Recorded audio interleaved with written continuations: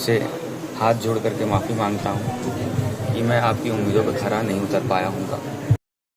अस्सलामु अलैकुम बिरादरान अली, मेरा नाम सैयद कैफ हसन है।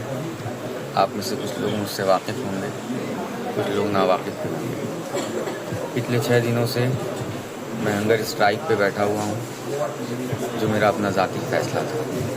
मैं अपने भाइयों और बहनों के लिए जो कॉजेज़ और डिमांड्स थी, उसके लिए मैं हंगर स्ट्राइक 6 दिनों से कंटिन्यू कर रहा हूँ। कल रात में मेरे हालात ज़्यादा बिगड़ने के बाद हमारी जो प्रोटेस्ट पे कुछ बड़े भाई और छोटे भाई, इन्होंने जब रिक्वेस्ट किया कि तुम्हारी हालात ख़राब हैं, एक बार नेगोशिएशन के लिए जा सकते हो, उनके रिक्वेस्ट पे हम अकेले नहीं बल्कि 13 लोगों के डेलीगेशंस के साथ अंदर गए और जो भी चीज़ डिस्कस हुई उसको ला करके सब सारी चीज़ हमने अपने भाइयों के सामने पेश की। और पेश करने के बाद उन्होंने अपनी रज़ामंदी दी और प्रोटेस्ट को कॉल ऑफ करने का मुझे सजेशन दिया, जिसके बाद वाइस चांसलर मैडम ने बाबा सैयद पे आकर के जूस पिलाने की कोशिश की। उनकी इज़्ज़त और एहतराम रखते हुए मैंने उसको अपने मुंह में तो रखा, लेकिन उसको कंज्यूम नहीं किया। और मेरे हालात बिगड़ने के बाद मुझे JNMC में एडमिट कर दिया गया। मेरी किडनी पे असर हो गया और ब्लड रिपोर्ट्स जो है वो डायलिपिटेटेड कंडीशन को शो कर रही हैं, लेकिन मुझे इनके इंटेंशन पे ज़र्रा बराबर भी यकीन नहीं था और मैं नोटिस का इंतज़ार कर रहा था।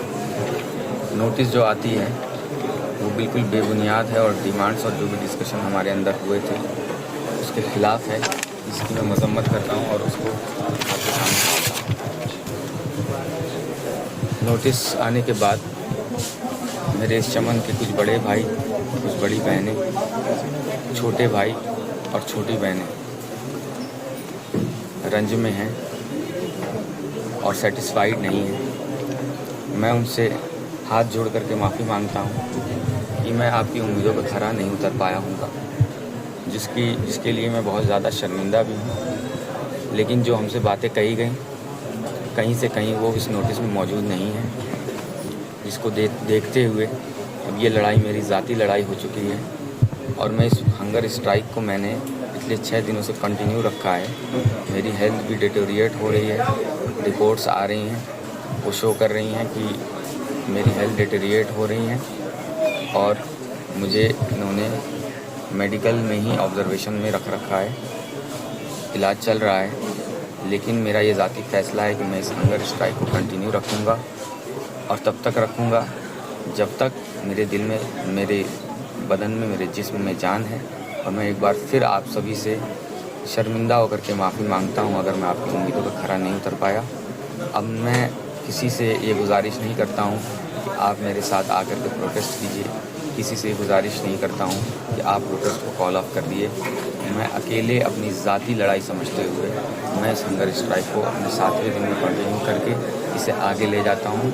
और अगर मुझे कुछ भी होता है ड्यूरिंग दिस हंगर स्ट्राइक, जो मैंने पहले भी शो कर दिया है, इसकी सारी जिम्मेदारी हमारी रूहानी माँ मैडम वाइस चांसलर और जो भी ज़िम्मेदारान ऑफिसर्स हैं एडमिनिस्ट्रेशन, AMA एडमिनिस्ट्रेशन के, वो होंगे। और इस इंक्लूडिंग एकेडमिक काउंसिल के मेंबर्स होंगे जिन्होंने ये फ़ी हाइक का जो भी मुजस्मा है उसको पास किया है।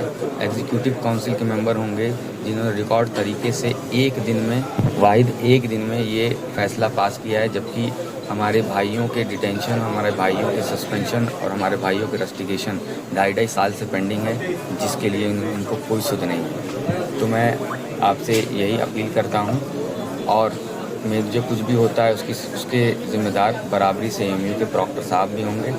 इतना कह करके मैं आपसे विदा लेना चाहता हूँ। शुक्रिया। अल्लाह हाफ़िज़। अस्सलाम वालेकुम।